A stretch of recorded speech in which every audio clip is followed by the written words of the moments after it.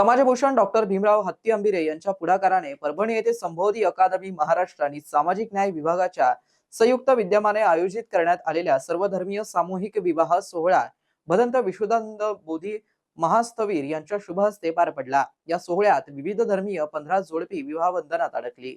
संबोधी अकादमी महाराष्ट्र आणि सामाजिक न्याय विभागाच्या संयुक्त विद्यमाने आयोजित करण्यात आलेल्या सर्वधर्मीय सामूहिक विवाह सोहळ्याचं हे 25वे वर्ष असून या कार्यक्रमाला संबोधी अकादमी महाराष्ट्राचे अध्यक्ष समाजभूषण डॉक्टर भीमराव हत्ती, राष्ट्रवादी काँग्रेस पार्टी शरदचंद्र पवार गटचे जिल्हाध्यक्ष पांडुरंग तांगडे, सामाजिक न्याय विभागाचे जिल्हाध्यक्ष उद्धव बनसोडे, विष्णू जगताप, उद्योजक विनोद कांबळे, किरण सातदिवे यांच्यासह विविध क्षेत्रातील मान्यवरांची उपस्थिती होती।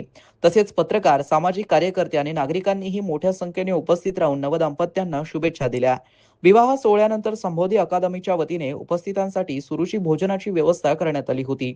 हा विवाह सोहळा यशस्वी करण्यासाठी कैलास फुलुंबरकर, साईनाथ बोराळकर, कल्याण पाटील, कमलेश नरवडे, अविनाश मालसमिंदर, ज्ञानेश्वर हरकळ, भगवान मानकर, विश्वनाथ डबडे, बद्रीनाथ घुले, बालाजी भुसारे, शैलेश डबडे, महेश शेळके, सुरेश राठोड, मोहन पडघन, राजेश चांदणे, संजय डबडे, विशाल जल्हारे तसेच संबोधी स्कूल ऑफ नर्सिंगच्या विद्यार्थ्यांनी विशेष परिश्रम घेतला। संस्थेच्या सामाजिक सलोखा आणि मानवतेचा संदेश देणारा हा विवाह सोहळा उपस्थितांच्या स्मरणात राहणारा ठरला। मार्गदर्शनाखाली संबोधी अकादमीचा 4था सामूहिक सोहळा इथे साजरा होत आहे। या सोहळ्यात जी वधूवर आलेले आहेत त्या सगळ्यांच्या कल्याणाची बंदेजीने प्रार्थना केलेली आहे। आपणही प्रतिज्ञा केलेली आहे। मी जास्त वेळ घेत नाही, पण बंदेजी एक सांगतो, ही सामाजिक न्याय विभागाची योजना आहे।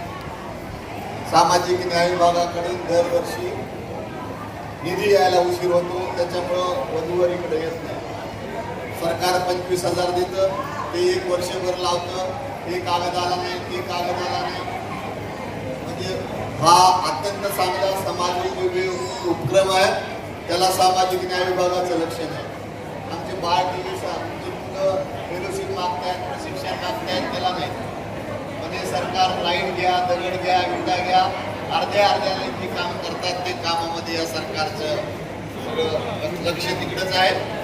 समाजातल्या सगळ्या माणसांनी या सरकारला जागं करावं लागेल आणि त्या वर्षी आणि मग त्याची 1 तोळा सोनं आणि 4,000 रुपयाची सरकारची योजना होती।